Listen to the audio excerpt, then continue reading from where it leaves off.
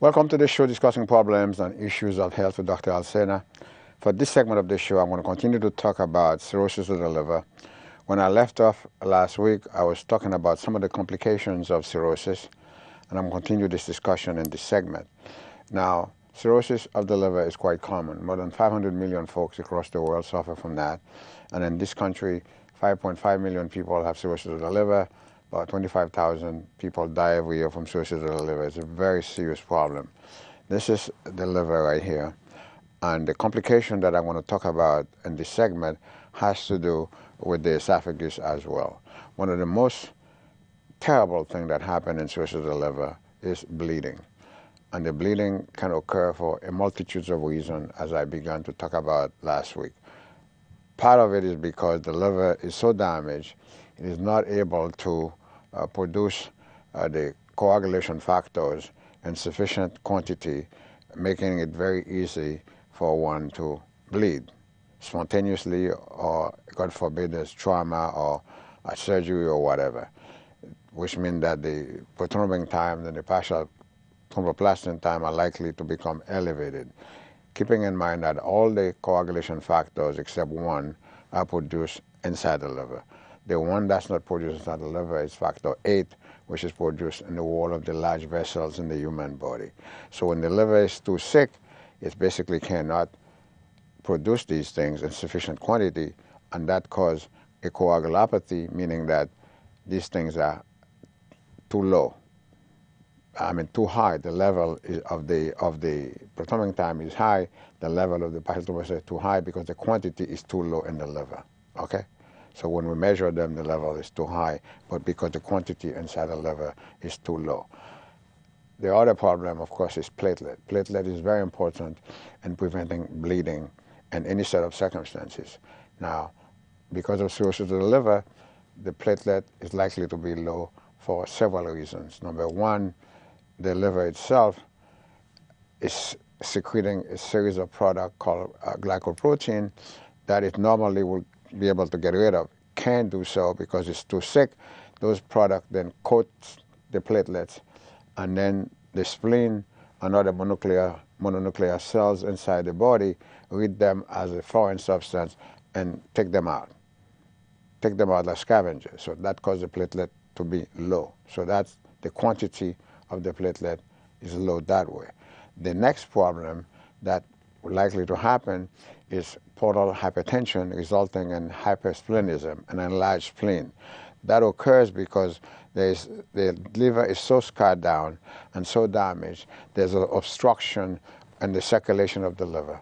Because there's obstruction in the circulation of the liver, there's a back pressure that resulted in enlargement of the spleen. Once the spleen becomes enlarged, then the spleen is going to take out the platelet as well, resulting in low platelet this way. So that's another way somebody can bleed, because if your platelet is low, you could bleed spontaneously from that. Okay, now, the next thing, the worst part of all this, of course, is a condition called esophageal varices. This is the esophagus. The GI tract, in case you did not know, begins in the mouth. And it comes down this big tube called the esophagus that enters into the stomach.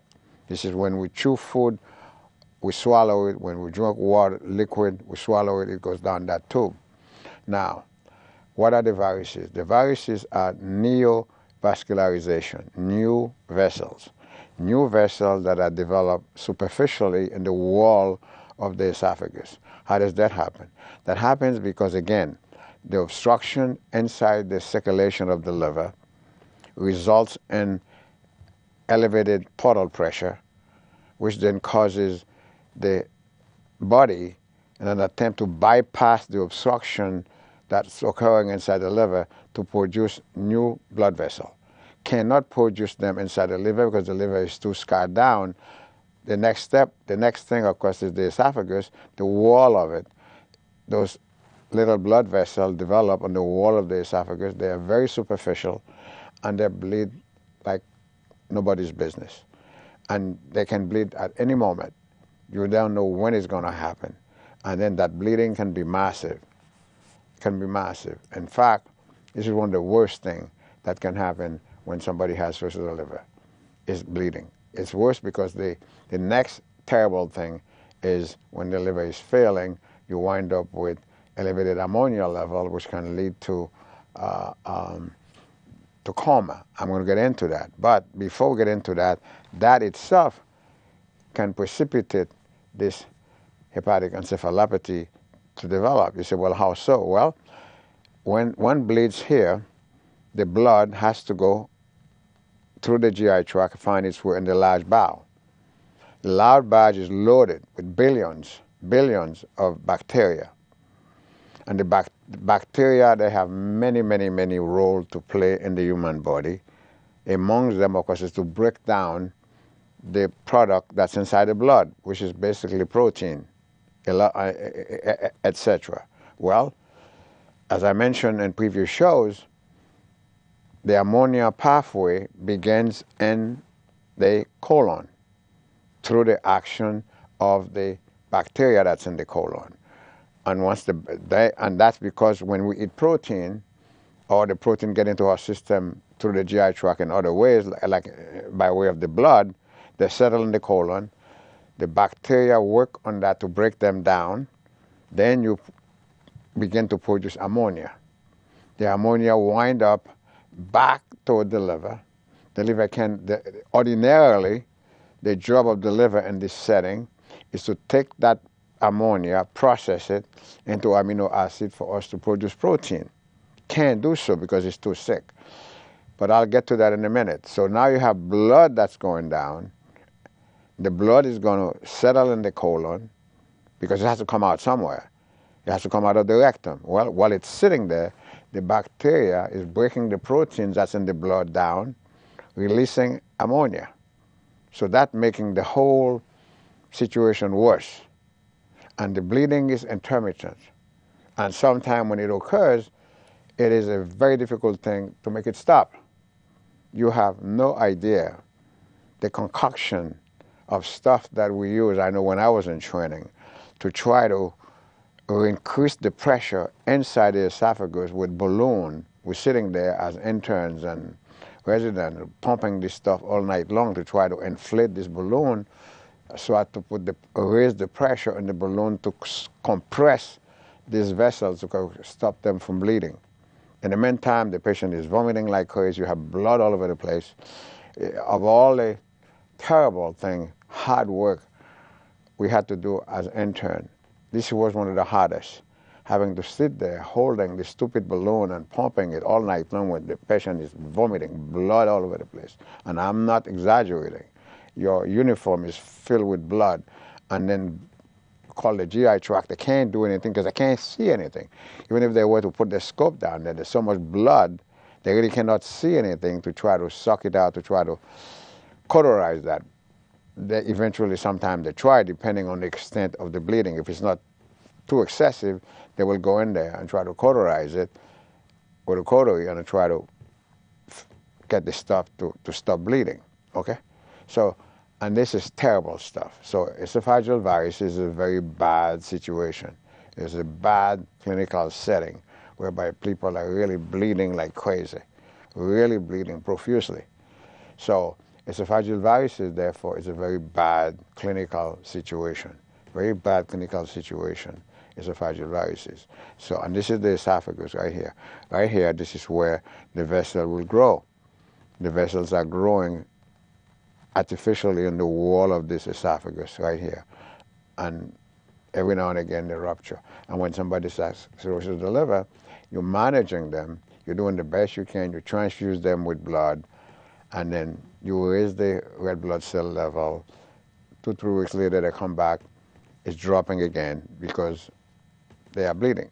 You send them to the gastroenterologist, they do the best they can, they put their scope down there and try to cauterize these things.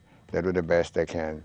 More are being produced because you can't resolve the biggest problem, namely the obstruction inside the liver, and then you have this portal pressure that is elevated, causing this whole process to be really a mess. That's what it is. Not a medical term, but it is a mess.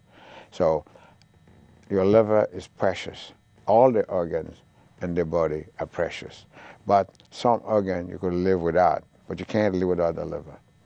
So do what you can, do the best you can to try to protect the liver by not abusing alcohol, because the #1 cause of cirrhosis of the liver is alcohol abuse. I just read an article yesterday where more than 30,000 folks are dying every year from alcohol in this country, an alcohol-related problem. It's a major problem still. You still have 19 million folks who are registered alcoholic. It is a medical problem. It's nothing to be ashamed of. It is a disease. Has to be handled that way. Has to be treated that way. That's why you have AA and other organizations that try to help people to stop abusing alcohol. It is a genetically transmitted problem, and it runs in families, but it is a serious problem. It causes a whole host of other medical conditions besides damaging the liver. Okay, and if there are people out there that are expert in this field, for a reason that's not 100% clear, of all the job that I had, I spent almost a decade at a hospital that I should not mention, teaching on a substance abuse ward, helping the residents and intern in the psychiatric unit how to take care of these folks. And I've written several articles, and believe it or not, that's one of the things that was named in my list of accomplishments when I became a master American College of Physicians. How they dig this stuff out, I have no idea, but somehow they dig it out. They were able to dig it out to see that I did a lot of work in addiction medicine. And I spent almost 10 years doing that work, helping the best that I could. And believe it or not, when I was there, several major articles that I wrote came out of there that are still to this day making big contribution to the human race. But I will drop that. You probably didn't even know I did that kind of stuff, but I did it for a while helping out. So to try to make a few dollars and try to help mankind by teaching here and there. But in fact, believe it or not, that's the only job that I actually had since I finished my training. All the other jobs that offered me, I always said no. For whatever reason, I took that one because it involved teaching, which is my passion. So in addition to providing patient care. So I did that. And because of that, a whole bunch of other stuff subsequently happened in my career through the teaching and some of the articles that I wrote while I was there. Be that as it may, alcoholism is a bad disease, and it damages the liver, resulting in a whole lot of problems. It increases cancer of the pancreas. I mean, I can go on and on, kind of terrible thing. It damages the brain, et cetera, the heart, et cetera. So now, again, obesity is a major problem that can cause cirrhosis of the liver, because as I mentioned in previous shows, when one is obese, there's only so much fat that the body can handle. The rest of it gets stored inside the liver. Once the body is able to distribute some of it to the soft tissues, which lead to more obesity, and use some of it for energy, the rest it can't handle. It infiltrates the liver and subsequently damage the liver. You cannot be an obese individual and have a normal liver. There's got to be some extent of liver damage. This is one of the reasons why obesity is a very bad disease. And unfortunately in this country, it has already reached the epidemic level. Of all the developed countries in the world, the U.S. has the highest level of obesity than all of them, because there's so much food that are being consumed, a lot of it, some of the junk food, and as much poverty that exists in this country, yet there's so much food as well. A large quantity of it is being thrown away, and then you have people, millions of people going to bed every night in this country without food to eat, because there's a distribution issue. as I just wrote in one of the books that I've just completed last week. They're so, you know, it's incredible.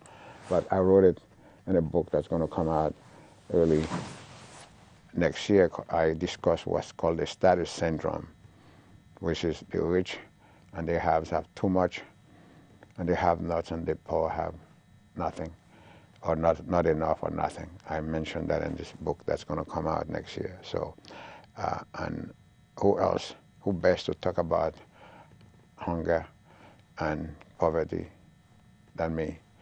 I was one of the most poor individual, child for that matter, that's the worst part of it, that ever existed in this world. And I suffered tremendously from hunger, growing up without a mother and a father. And I wind up having to eat in a soup kitchen for a significant period of my life when I was 7, 8 years old, believe it or not. So, but I survive all these things. So when I speak about them, I'm speaking not only as a professional individual, but also from personal experience. Don't let anybody fool you. You cannot disassociate yourself from your past.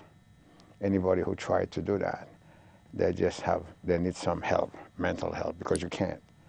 You are who you are. Your past is what part of what you are, good or bad. Okay, so suffice it to say, when one reflects on one's past, that's perfectly natural and normal. The key thing is that one learns from it. It motivates you so that you don't find yourself back in that situation again, and or those that you are responsible for, children and grandchildren, don't find themselves in that situation if they're willing to take guidance from you, so that they can derive a lot of knowledge from your experience, so that they can learn from it and move on from there and get motivated so that you could get ahead in this world. So hepatitis B, C, D, E, those are the hepatitis that cause cirrhosis of the liver. Again, some of it is unfortunate events that occur. People wind up being infected. Some of it is self-affliction to abuse of abusing drug with dirty needles, wind up or sharing needles with different folks that are also infected, and you wind up getting infected with drugs, etc. Again, believe it or not, I was one of those in the early 80s, I think it was, where I wrote articles recommending recommending. I believe there was an Essence magazine. There was an Essence magazine TV show that existed at one time that I was the one recommending the use of exchange needle in New York City to decrease level of HIV/AIDS. You don't hear anybody talking about that. A lot of people try to take credit for it. The truth is I was the first. And in fact, I still have the tape in my house. I got a copy of the tape, but I did a TV show on this Essence magazine show that doesn't exist anymore. That's when I recommended the use of, I think Mayor Duncan at that time was the mayor of New York City. Very nice man, very, very nice man. Like him a lot. Started this program of distributing clean needle to decrease the incidence of HIV/AIDS, and so doing, so decreasing other diseases that can be transmitted through dirty needle as well. So those are some of the things that I have done, some of the contributions that I've made in any event. So I know some of these things, what I'm talking about. So other complications that one has to get into as it relates to the liver. I mentioned before the concept of elevated ammonia level. That is one of the deadliest, really deadliest, because yes, you could bleed and go into shock and die that way, but we could get to you quickly and give you blood transfusion and etc. and bring your pressure up, etc. But when the liver fails, because eventually, unless you get liver transplant, which I will talk about subsequently when I get to talk about treatment. Unless you get liver transplant, the liver will eventually fail. And when liver is failing, it is not able to handle ammonia. And the ammonia is producing in the colon. It finds itself into the liver, which is the way it's supposed to be. That's the natural process, physiological process. Liver cannot handle it. The ammonia piled up in the bloodstream, and the patient start developing what's called hepatic encephalopathy with different degrees of unresponsiveness, which subsequently can lead to coma. Okay? And that is, if that's not terrible, I don't know what is. Okay, I've had to manage several such patients over the years who have had liver cirrhosis, who subsequently wind up with hepatic encephalopathy. Now, there are many other conditions that I will not get into that can lead to somebody's liver failing. Yes, I know them. I'm not going to discuss them. That's not what this talk is all about. But it suffices to say I'm talking specifically about cirrhosis. Specifically talking about cirrhosis of the liver, bad disease. And then once the liver fails, one of the things that's going to happen, because you really have to have your liver to be able to remove a lot of toxic material that is produced in the body. The stuff that we inhale, some of the stuff that we eat, some of the stuff that we drink. Subsequently, when they get broken down, they result in material that are toxic to the body, believe it or not, and they have to be taken out. Well, part of the liver's job is to get rid of these things, to detoxify them, as it were. The liver is the big detoxifier. So when the liver fails, those things keep accumulating in the body, so you wind up getting sicker and sicker and sicker. But of all this toxic thing that I talk about, the most toxic of all is the ammonia level. Because the ammonia level will put you to sleep, for sure, guaranteed, when it is high. Okay, so I ordered the blood test that I was telling you the other day, the different blood tests that we do, the liver function test, the SGOT, the PT, the alkaline phosphatase, the bilirubin, etc. You almost always have to set an ammonia level as well, because the ammonia level will tell you how the liver is still able to function, because it's able to handle the ammonia that's being produced. It is inevitable, all of us, inevitable. Every day we're producing large quantities of ammonia. This is the way the body works.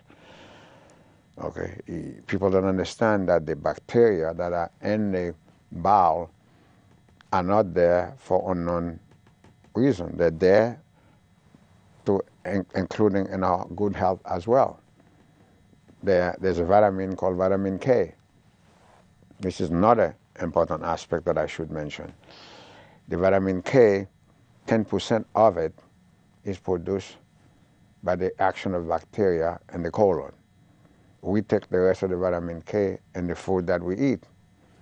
Well, if we can't, we're too sick to take it, which is what happens when somebody is very sick, they're bleeding from the esophagus, they're getting IV intravenous fluid, and God forbid they wind up with some other associated infection, which is likely to occur because the liver is sick, the spleen is sick. So that automatically compromises the immune system. So they're likely to be infected by different bacteria. Well, what you're going to do? You're going to give them an antibiotic. You have no choice to give them an antibiotic. But if you're giving the antibiotic, what do you think is going to happen to the antibiotic? Once they take it, IV, because they can't even eat by mouth, even if they could eat, even if you give it to them by mouth, they're going to kill some of the bacteria in the colon. All bacteria in the colon are sensitive to all sorts of antibiotic. Doesn't matter the type of antibiotic. Once it gets into it's going to kill the bacteria. That's the fact. So we have specific antibiotic that we use that we call anaerobe to kill anaerobic bacteria. We know what those things are, but really, regardless of that, doesn't matter. Whatever the antibiotic is going to kill the bacteria. So the bacteria, therefore, is being destroyed. You can't produce that 10% of vitamin K that you need to produce to remain in good balance of vitamin K. So what do you think is going to happen? Bleeding. That's right. Spontaneous bleeding. And you already have a patient that's bleeding from esophageal varices, okay, or from some other reason. The patient is bleeding, ulcer, or God knows what. And now you have a situation where you have to treat the patient with antibiotic. And if you're not thinking properly as a clinician, you don't realize that you're exposing the patient. You're doing the right thing by giving the patient the antibiotic, but you should also be thinking every other day this patient needs to get 10 milligrams of vitamin K either subcutaneously or intravenously. Otherwise, you're going to have bleeding that's going to be made worse. So you're solving one problem and you're creating another or make the other one worse. This is clinical medicine, folks. It's an art form. You have to cut and paste every single moment of every day that you're taking care of a very sick patient. The sicker the patient, the more important and necessary the knowledge of high-power clinical medicine. Because look at what I just told you. Somebody's bleeding massively. They can't eat anything. They got an unaspirated pneumonia because they aspirated the blood into their lung. You got to give them antibiotic. You didn't realize that the antibiotic is doing the job to treat the pneumonia they aspirated from, but now you're also killing the bacteria. You can't produce the 10% vitamin K, and yet they're not eating, and they're going to bleed. So you got to think about these things. If you don't think about it, you're creating one problem while you try to solve another, or vice versa. It requires thinking, clinical thinking, at the bedside. That's why bedside medicine is so very important. Listen, I'm going to stop here. I'll continue next week to talk about cirrhosis of the liver and its complication. Until such time, this is Dr. Alcena saying so long and bye-bye.